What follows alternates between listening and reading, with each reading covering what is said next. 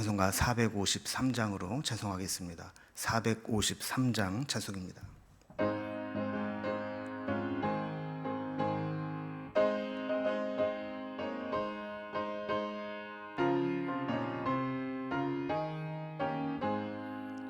예수 더 알기 원하네. 크고도 넓은 은혜와 대속해 주신 사랑을 간절히 알기 원하네. 내 평생의 소원, 내 평생의 소원, 대속해 주신 사랑을 간절히 알기 원하네. 성령이 스승되셔서 진리를 가르치시고 거룩한 뜻을 깨달아 예수를 알게 하소서. 내 평생의 소원, 내 평생의 소원, 대속해 주신 사랑을 간절히 알기 원하네. 성령의 감화 받아서 하나님 말씀 배우니 그 말씀 한 절 한 절이 내 맘에 교훈되도다. 내 평생의 소원, 내 평생의 소원, 대속해 주신 사랑을 간절히 알기 원하네. 예수가 계신 보좌는 영광에 둘려 있도다. 평화의 왕이 오시니 그 나라 왕성하도다. 내 평생의 소원, 내 평생의 소원, 대속해 주신 사랑을 간절히 알기 원하네. 아멘. 함께 나눈 하나님 말씀은 신약성경 히브리서 5장 11절부터 6장 8절까지 말씀입니다.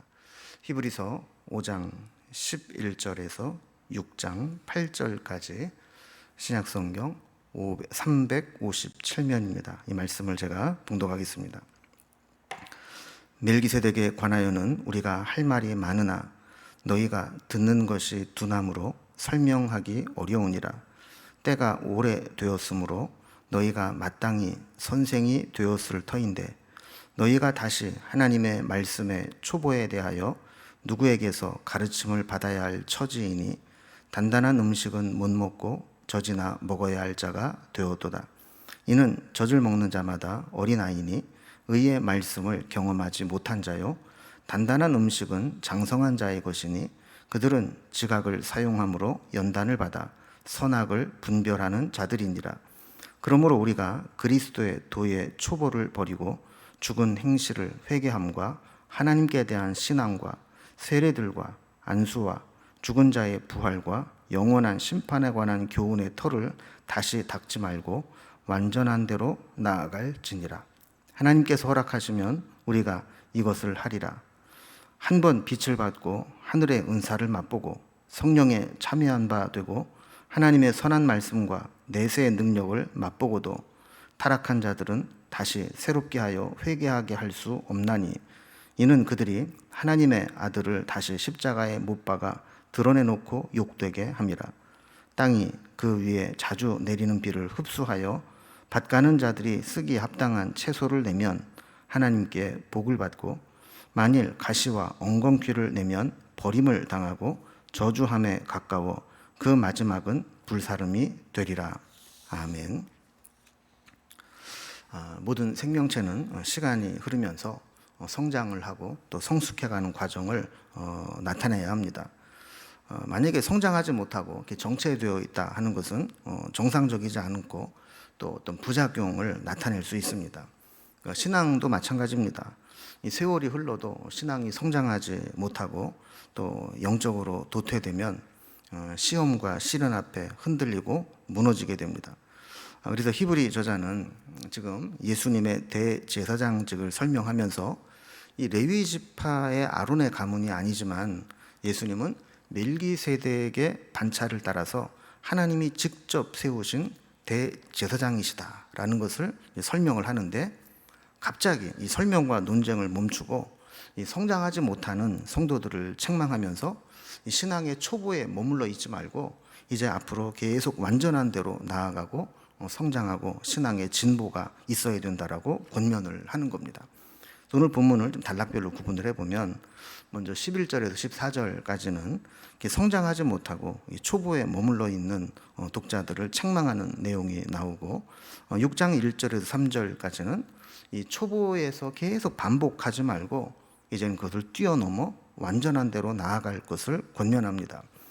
그리고 4절에서 8절까지는 성장해야 됨에도 불구하고 성장하지 못하게 되는 자에게 대한 경고의 말씀을 주고 있습니다.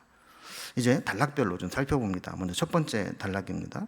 성장하지 못하고 초보에 머물러 있는 것을 책망하는 내용입니다. 우리는 어제 본문에서는 예수님을 멜기세덱의 반차를 따라 대제사장이 되셨다 하는 것을 설명하는 것까지 보았습니다.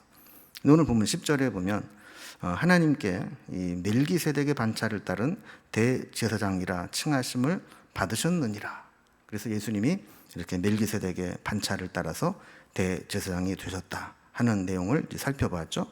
근데 오늘 본문은 이제 멜기세덱에 대해서 멜기세덱이 그럼 누구냐 이거를 설명을 해야 되는데, 11절에 보면 멜기세덱에 관하여는 우리가 할 말이 많으나 너희가 듣는 것이 두나무로 설명하기 어려우니라 그랬습니다. 그리고 이 말은 이제 듣는 사람 입장에서는 자존심이 상하는 일이기도 하고 또 매우 심각한 일이기도 합니다. 그리고 우리가 이제 무엇인가를 좀 이해하고 또 그 지식을 적용해서 사용을 하려면 먼저 반드시 알아야 되는 핵심적이고 기초적인 기본적인 지식이 있습니다. 그거를 뛰어넘고 그것을 모르면 나머지는 알 수 없는 기본적인 지식이 있는 거죠. 그런데 그것을 모르고 설명을 해도 그것조차 알아들을 수가 없다는 겁니다. 그래서 12절에 보면 때가 오래되었으므로 너희가 마땅히 선생이 되었을 터인데 너희가 다시 하나님의 말씀의 초보에 대하여 누구에게서 가르침을 받아야 할 처지이니 단단한 음식은 못 먹고 젖이나 먹어야 할 자가 되었도다 그랬습니다. 그러니까 믿어온 신앙의 이 연수를 이렇게 따져보면 선생이 되고도 남아야 될 상황인데, 지금 현재 수준은 말씀의 초보에 대해서 누군가에게 가르침을 받아야 될 처지라는 거예요. 그러니까 사범대학을 졸업하고 교사로 임용을 해서 가르치는 일을 해야 될 사람이 여전히 거기에 대해서 누군가에게 배워야 되는 입장이라면 그 문제가 심각한 것 아니겠습니까? 그러면 왜 히브리서를 받는 수신자들은 이렇게 오랫동안 신앙생활을 했는데도 불구하고 성장하지 못하고 이 초보에서 갇혀 있게 됐을까요? 그것은 교회만 왔다 갔다 했다 뿐이지 말씀을 체계적으로 배우고 또 배운 말씀대로 실천하는 훈련을 하지 않았거나 게을리했기 때문이라는 겁니다. 그래서 여러분, 우리 신앙생활에 중요한 것은 내가 얼마나 오랫동안 교회를 다녔느냐, 이 신앙의 연차가 중요한 게 아니고 우리가 얼마나 말씀을 체계적으로 훈련받고 양육을 받았느냐 하는 것이죠. 그래서 13절과 14절을 보면 이는 젖을 먹는 자마다 어린아이니 의의 말씀을 경험하지 못한 자요 단단한 음식은 장성한 자의 것이니 그들은 지각을 사용함으로 연단을 받아 선악을 분별하는 자들이니라 그랬습니다. 그러니까 영적 어린아이는 의의 말씀을 경험하지 못한 자다 그랬습니다. 그리고 영적으로 성장한 자는 단단한 음식을 먹는 것처럼 말씀의 지각을 사용해서 연단을 받아 삶에서 선악을 분별할 줄 알게 된 자다 그럽니다. 그러니까 영적으로 성장한 자는 단순히 성경에 대한 지식을 많이 알고 있는 것이 아니라 삶의 현장에서 그 말씀을 실천해 보고 지각을 사용해서 연단을 받아서 그 지식과 신앙이 함께 성장하는 선순환을 경험한 자들이라는 것이죠. 여러분, 우리도 오늘 말씀을 보면서 우리는 신앙생활 해온 연수만큼 성장하고 있는지, 그렇게 성숙되어 가고 있는지 한번 돌아볼 필요가 있습니다. 이제 두 번째 단락을 봅니다. 두 번째 단락은 이런 상황에서 초보에서만 반복하지 말고 이제 그걸 뛰어넘어 완전한 대로 나아가라라고 권면을 하는 것이죠. 세월이 흘러도 도무지 성장하지 못하는 자들을 향해서 해결책을 제시하면서 권면하는데 1절과 2절을 보면 그러므로 우리가 그리스도의 도의 초보를 버리고 죽은 행실을 회개함과 하나님께 대한 신앙과 세례들과 안수와 죽은 자의 부활과 영원한 심판에 관한 교훈의 털을 다시 닦지 말고 완전한 대로 나아갈지니라 그랬습니다. 여기 먼저 보면요, 히브리서 저자는 그리스도의 도의 초보를 버리라 이렇게 권면을 합니다. 이 말은 그리스도의 도의 초보의 단계가 무의미하거나 불필요하다는 것이 아닙니다.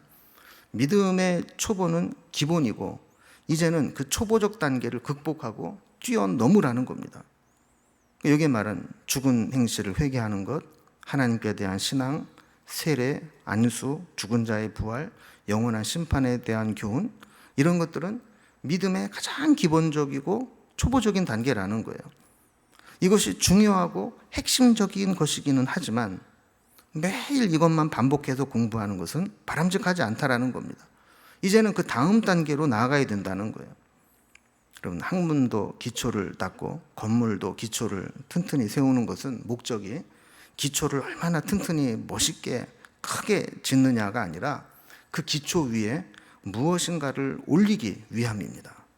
그렇다면 우리가 이런 언급되었던 신앙의 기본적인 가장 근본적이고 기초적인 그 지식을 알았다면 그 기초 위에 우리의 삶으로 증명해낼 수 있는 뭔가 말씀의 열매들이 올라가야 된다는 거예요.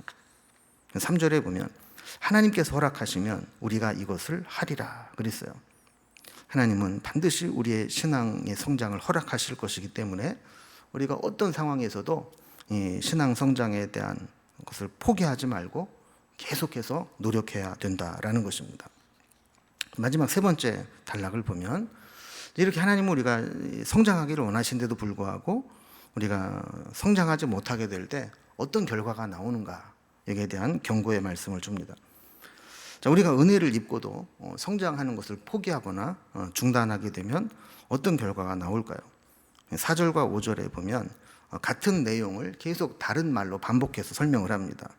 자, 한번 빛을 받고 하늘의 은사를 맛보고 성령에 참여한 자가 되고 하나님의 선한 말씀과 내세 능력을 맛보고도, 여러분 여기 언급된 것들은 다 하나님의 은혜를 체험했다라는 것을 의미하는 거예요.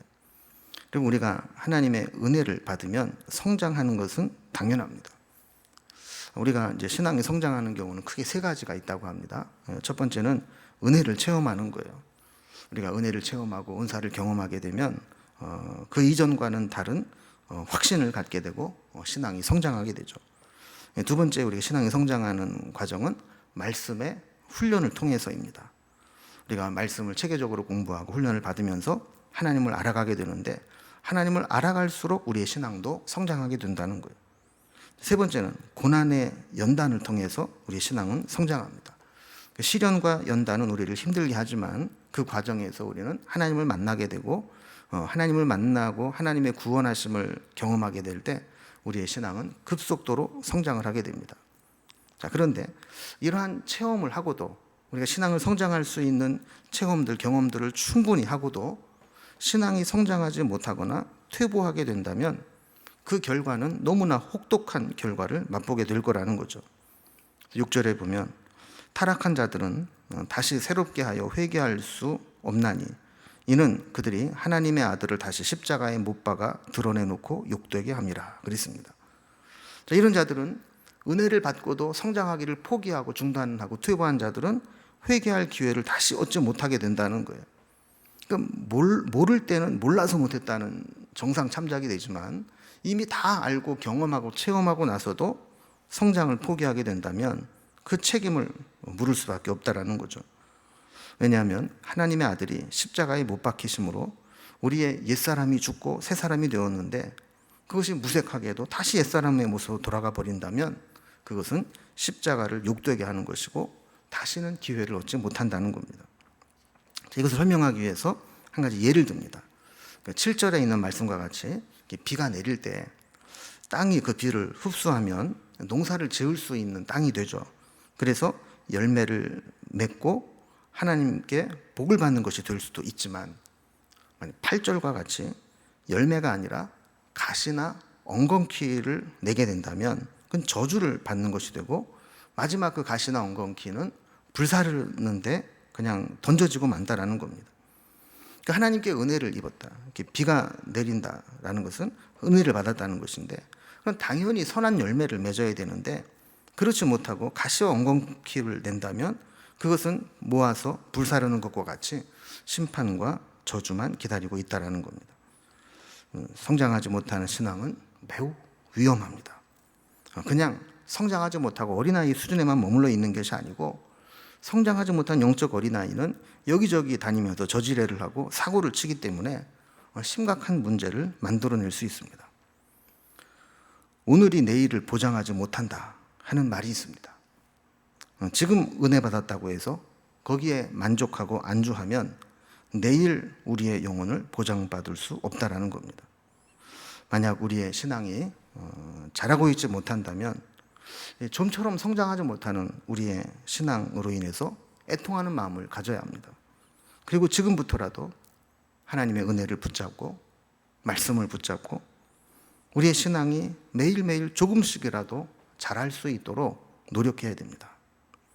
바라기는 새벽마다 말씀 받는 우리가 말씀을 한 절 한 절 배울 때마다 그 말씀을 내 마음 신비에 새길 뿐만 아니라 내 삶에 적용해 보면서 우리의 신앙이 성장하고 하나님이 기뻐하시는 우리 신앙의 성장과 진보로 나아갈 수 있기를 주님의 이름으로 기원합니다. 기도하겠습니다. 하나님 아버지, 돌아보면 우리가 하나님 말씀에 훈련이 없이 오랜 세월을 그저 무의미하게 교회만 왔다 갔다 하지 않았는지 돌아봅니다. 이제라도 하나님 말씀 앞에 겸손히 서게 하시고 주신 말씀을 내 마음에 새기고 또 삶에 적용하고 실천하면서 말씀의 능력과 말씀의 은혜를 가지고 우리의 신앙이 날마다 성장하는 삶을 살아가게 하여 주시옵소서. 영적인 어린아이의 수준에 머물러서 하나님을 근심시키는 자가 아니라 말씀대로 성장하여서 주님을 기쁘시게 하는 신앙인이 되게 하여 주옵소서. 오늘도 주의 말씀 붙잡고 살아가는 동안 하나님의 은혜로 우리를 새롭게 하여 주시고 주의 능력으로 충만케 하여 주옵소서. 예수님의 이름으로 기도드리옵나이다. 아멘. 각자의 기도 제목들로 자유롭게 기도하시겠습니다.